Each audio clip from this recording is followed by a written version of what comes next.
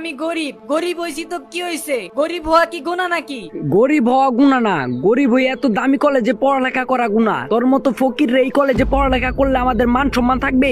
গরিব হওয়া সত্ত্বেও প্রিমিস স্কলারশিপ পেয়ে এত বড়লোকদের কলেজে ভর্তি হওয়ার সুযোগ পায়, কিন্তু প্রিমিসের এই গরিব অবস্থা দেখে কলেজের পোলাপাইনরা তাকে সবসময় অপমান অপদস্থ করতে থাকে। হঠাৎ একদিন তাদের কলেজের একটা মেয়ে তার জন্মদিনে তাদের কলেজের সবার সাথে সাথে প্রিমিসকেও ইনভাইট করে। আরে ভাই, তোমার আবার এই ফকির ইনভাইট করার কি হইলো? আচ্ছা যাই হোক, ওরে দিয়া থালা বাসন ধুইতে পারবা তোমার পার্টিতে? প্রিমিসকে এইভাবে অপমান করায় সে সেইখান থেকে চলে যায়। আর তারপরের দিন সবাই ওই পার্টিতে জয়েন করার পাশাপাশি শহরের নামি দামি বিজনেসম্যানরাও ওই পার্টিতে আসে। সেইখানে হঠাৎ একজন লোক 4-5 জন বডিগার্ড নিয়ে প্রবেশ করে। তার পোশাক দেখে মনে হচ্ছিল অনেক বড় ব্যবসায়ী, এবং তাকে দেখে সবাই সম্মান করা শুরু করে। আর সেই লোকটি সোজা হেঁটে কলেজের পোলাপাইনদের সামনে দাঁড়ায়।